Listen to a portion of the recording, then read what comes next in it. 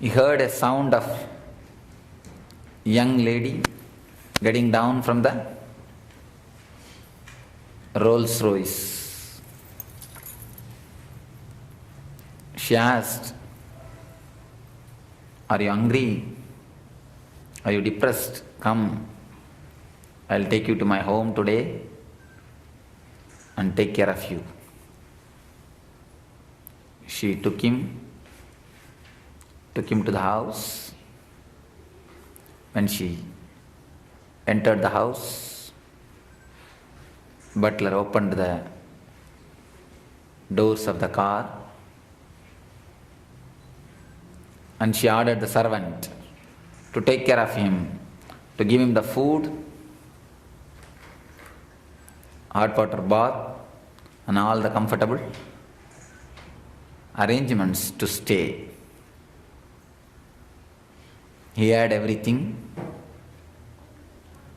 Suddenly in the midnight, he saw the young lady is walking into his room, inquiring, "How was the food?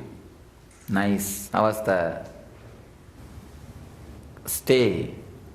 Perfectly all right. Then why are you not sleeping?" The man didn't reply. She asked, "Oh, you want company? Just move over." The man was overjoyed and moved over and rolled in the Thames River. If you look the story a little bit, many of you have missed. He was dreaming all the way. All the way he was dreaming the whole scenes. Just as you missed now this story, you missed many things in your life because most of you were dreaming. Psychologists, modern day psychologists, they say 100%, 100 things if 100 things happen around us, your mind captures only 2%. Your mind grasps only 2%. In most of our life, in most of the time, we almost spend our life in somnambulism, sleeping, half asleep. Something is thought and something is done. Now if you would have listened with a little attention, you would have got the story. Hardly I could see only 20% got the story. Just 20% could catch the story. If you miss even one line, you will miss the whole story.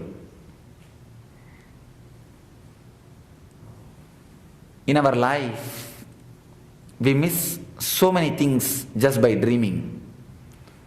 The man who was dreaming, who was continuously dreaming, has missed his whole life. Just he, out of overjoy, he rolled into the Thames.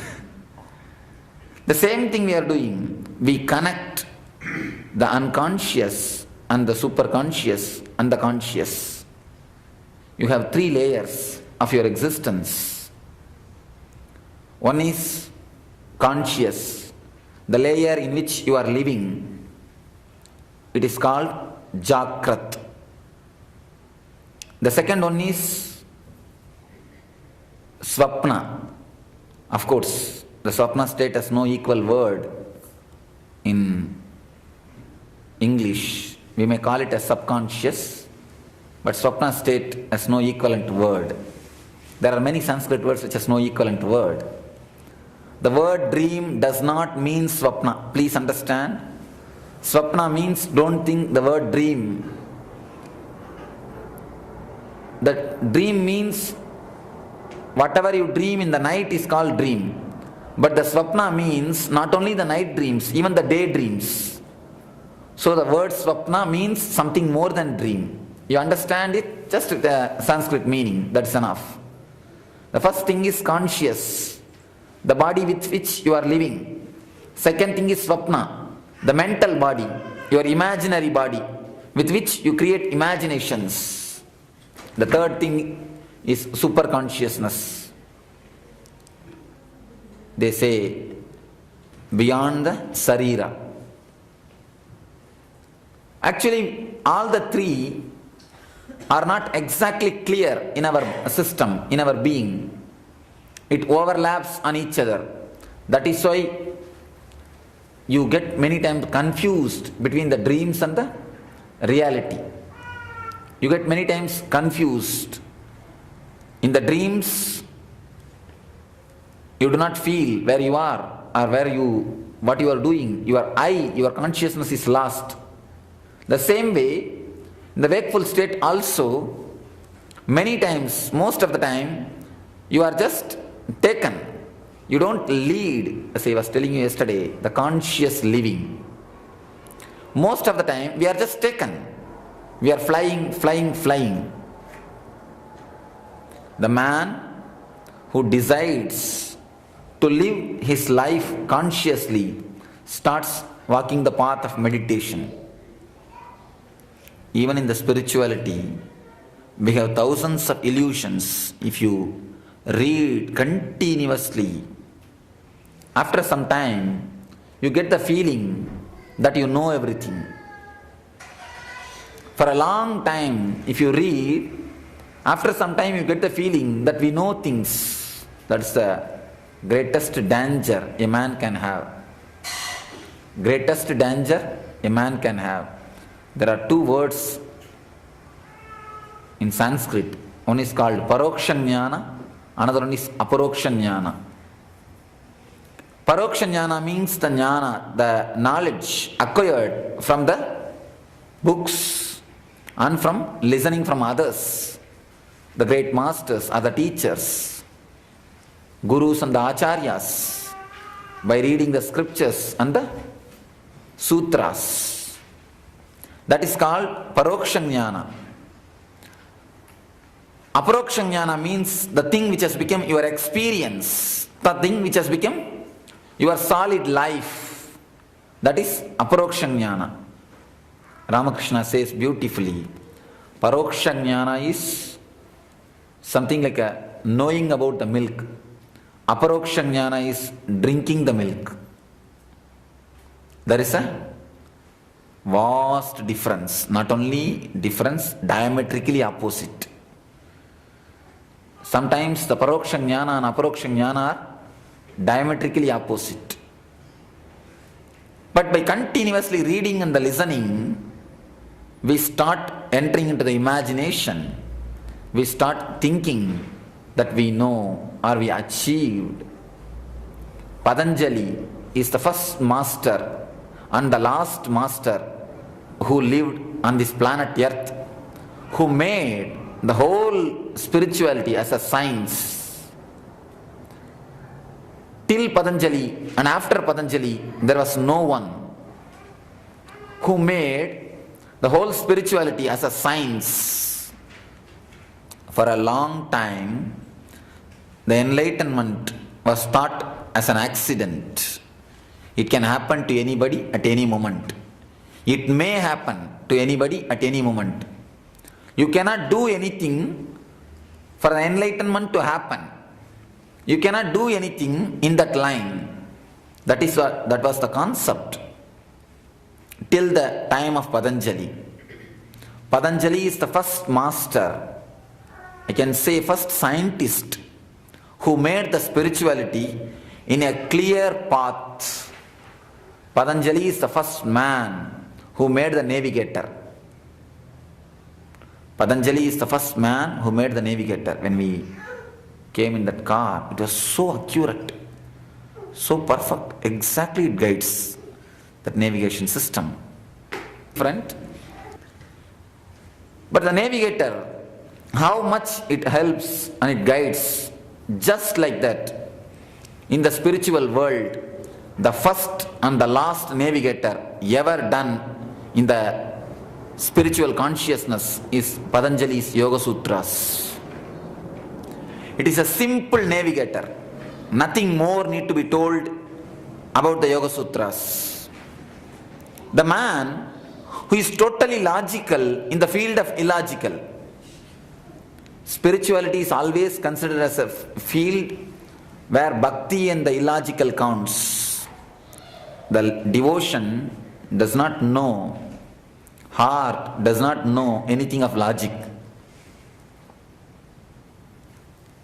People go and ask Meera, how you have such an ecstatic love for Krishna? What is happening to you when you chant the Krishna's name? When she chants the Krishna's name, she is just ecstatic. She is already in the ecstasy, dancing, whirling, just spinning around. People ask her, what is happening to you? She says, I do not know. I feel the love, ecstasy, only that much I know. I do not know. What happens? Ramakrishna was asked, how do you feel so much of love and the deep attachment to the Krishna, to the Kali? He says again, I do not know. These are the great people who have become enlightened, who achieved God, but they could not make navigation or navigating system. They achieved, no doubt. They are embodiment of God, but they could not make a navigation system. Patanjali is the first, foremost, at least from my experience, last man who made the navigation system in the spiritual world. If you take which turn, where you will meet what experience will be waiting, and how to deal with that experience, and where you need to take the left turn, where you need to take the right turn, where you need to just wait silently, or where you need to take the aggressive steps, everything inch by inch, almost inch by inch. Patanjali has tried hard and become successful to replace a living master by a book. I can say he is successful by creating Yoga Sutras, the great book ever written on the spiritual field. This is the book of books. From this, all the books of the world originated. People may say, why Swamiji, Gita is here? Of course, Gita is here, no doubt. But there are few things to be understood. Gita speaks on the goal and on the path. Yoga speaks even the dangers of the path. You see, Gita is useful in American roads. If you know the goal and the path, it is enough.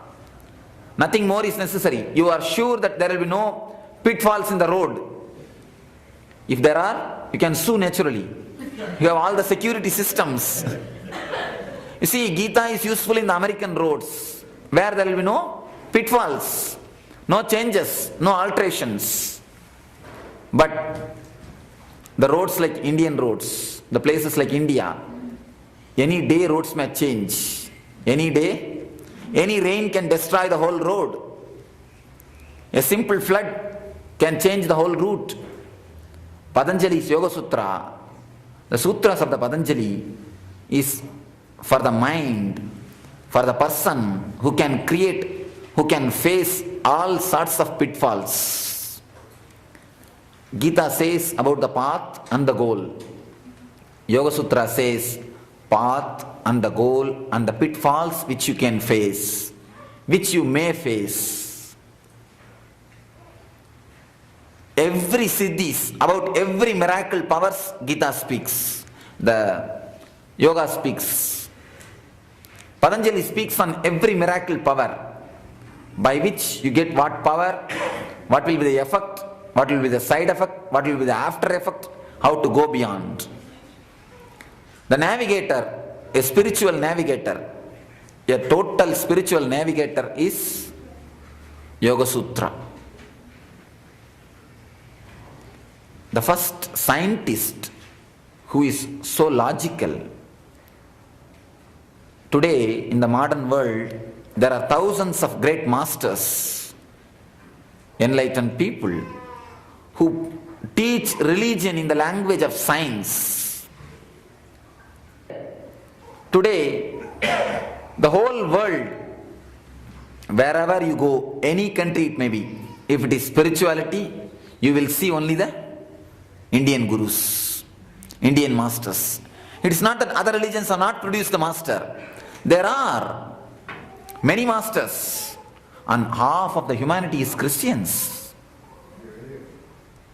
And more than 20% is Islams, Muslims. 10% are Buddhists.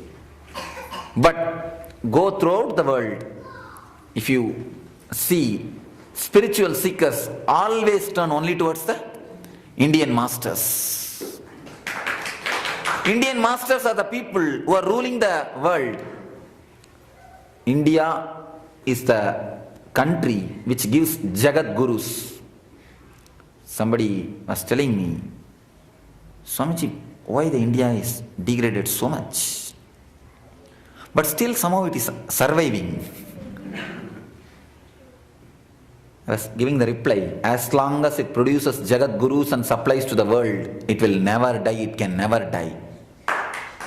India is alive just because it is producing Jagat Gurus and giving to the world. Any amount of revolution, any amount of evolution, any change, let it take place. Any change, let it happen.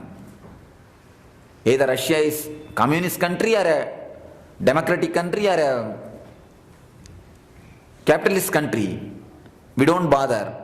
But if you see the spiritual seekers, they will be turning towards the India.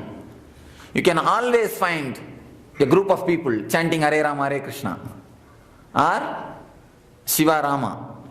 The Indian masters have invaded, I can say the word, invaded around the world. India is the country most invaded. India is invaded. Last 3,000 years, more than 300 groups have invaded India, according to history. In last 3,000 years, 300 groups have invaded India. India is the most invaded country and never went out to invade other countries. You can't find a single incident that Indian kings went outside the boundary to invade other countries. No. India is the most invaded country and never went out to invade others. But here, today, in the modern world, you see, simply the whole world is getting invaded by the Indian masters. You can see the list. You can see a big, I think only 10% is here. I can say only 10% are here. 10% is here. They are just flooded. World is just flooded by the Indian masters and Indian gurus and the swamis. And they challenge the scientists. They just challenge the scientists. They just challenge the educated people. The great intellectuals, the great scientists. Just everybody is challenged face to face. There was a time when Vivekananda landed in America. That was the time people used to feel shy to claim themselves as Indians. Vivekananda himself has to use a different color robe. Vivekananda himself, there is no other way. He has to use different color robe. Of course, just a few months ago, in American embassy, one Swami went to have a visa. Somebody said, Swami, if you change the color of the dress, they may give visa. Then Swami said, let me get a 1 week visa, I'll change the clothes of their people. I'll change their people's clothes. And he did. That's the beauty. Whole world is just being flooded by the Indian gurus, the Indian masters. Whole world is just turning towards the Indian spirituality, of course, I'm not boasting anything. Please don't misunderstand, don't mistake. Every society has given something to the world. The American society has given the social freedom. Germany has given the medicines. Egypt has given the political culture. India has given the spirituality. Every culture has given something to the world.